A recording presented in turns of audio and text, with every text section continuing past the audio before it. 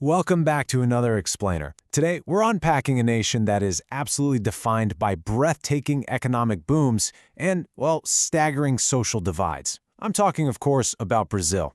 It's a country of literally continental proportions, just bursting with vibrant culture and resources, yet it's shaped by a deeply complex past. Okay, let's dive right into this. So here's the central mystery we're going to explore today. How exactly did a land of such immense riches become one of the most unequal nations on Earth? To answer that, we're going to follow a chronological narrative arc, tracing over 500 years of really dense history. As you'll see, decisions made centuries ago are still visibly shaping the streets of modern-day Brazil, and honestly, they offer a pretty compelling warning for global economies everywhere. All right, here is our roadmap. We're going to start with First Peoples and colonial conquest, move right into the sugar and gold eras, explore independence and the empire, untangle republics, dictators, and democracy, and finally arrive at the paradox of modern Brazil. Let's get going. Section 1. First Peoples and colonial conquest. Before the Portuguese navigator Pedro Álvares Cabral arrived in 1500, roughly 3 million indigenous people already called this vast land home. And you know, they weren't just a monolith. They were a rich tapestry of distinct ethnic groups, like the Tupinamba, often linked by the Tupi-Guarani language family. But the arrival of the Portuguese, who were primarily driven by an avaricious pursuit of territorial possession and economic gain, well, it triggered a massive demographic shift. This was characterized by brutal dehumanization, conflict, and a truly devastating loss of native life and land. Now, to settle this massive new territory, the Portuguese crown used something called sesmarias. Basically, these were sprawling colonial land grants handed out to a tiny elite of Portuguese nobles. So this wasn't a system designed to create small, thriving family farms, not at all.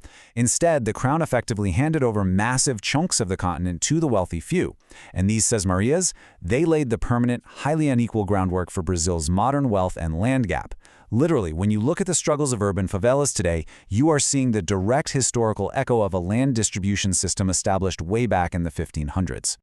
Moving on to Section 2, the sugar and gold eras. So on one side of this era, European colonizers extracted vast riches. First came the huge sugar boom in the 16th century, primarily up in the Northeast.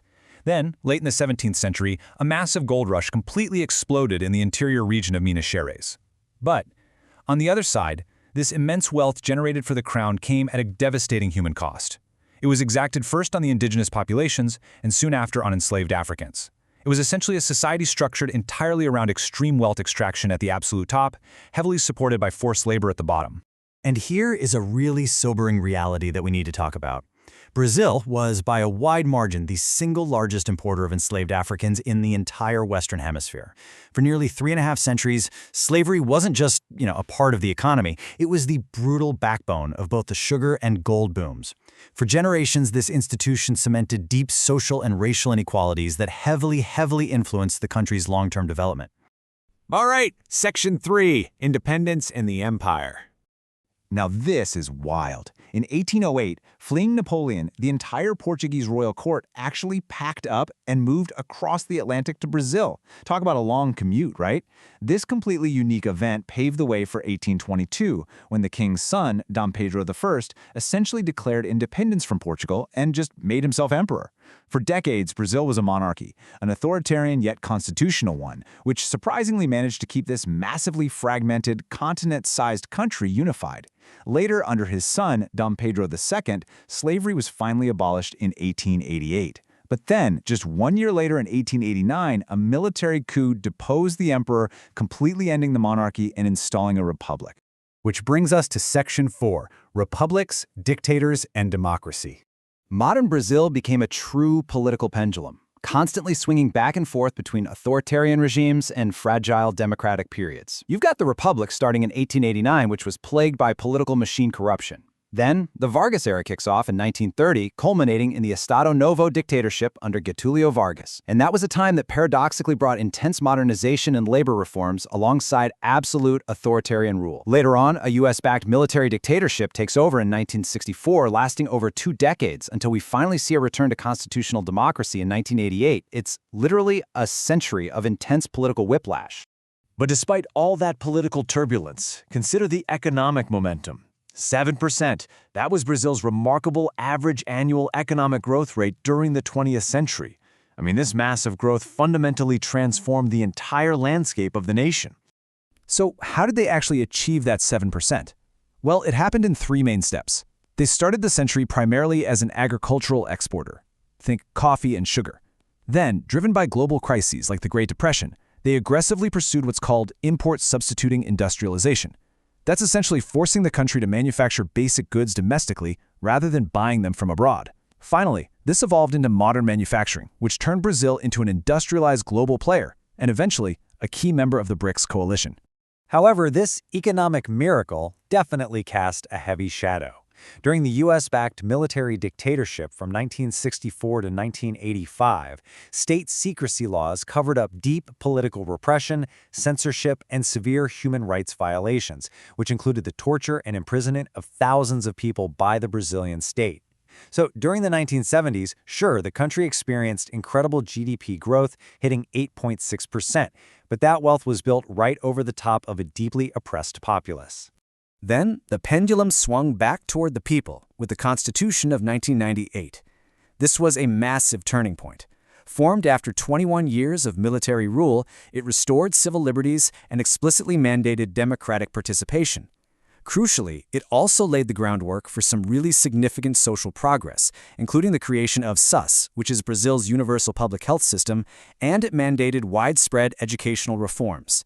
It was a highly ambitious attempt to finally use the state to protect and uplift its citizens. And finally, Section 5, the paradox of modern Brazil. Today, Brazil is an absolute powerhouse. Just think about it. 60% of its territory is the Amazon rainforest, the world's largest tropical rainforest. It's the world's largest supplier of iron ore, the second largest producer of gold, and a massive global exporter of soy, sugar, and oil. The sheer scale of its resources gives it a prominent seat at the international table, making it an undeniable heavyweight in global trade and the BRICS economic bloc. But here is the paradox. Consider the wealth distribution. The top 1% of Brazilians own over 25% of the wealth. Meanwhile, the bottom 50%, that's half the entire country, owns just 0.8%. This shocking inequality isn't just a recent accident. It's the modern manifestation of those colonial sesmarias, the legacy of centuries of slavery, and an uneven industrialization that prioritized growth over distribution.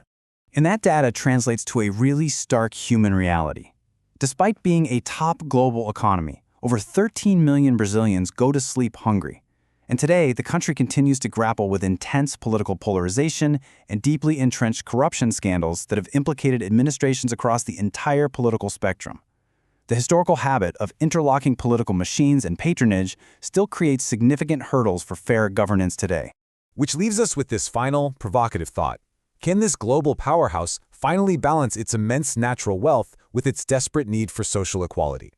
Over 500 years, Brazil has swung between incredible economic booms and deep political turmoil.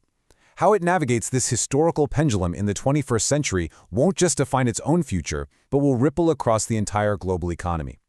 Thank you so much for joining me on this explainer, and as always, keep learning.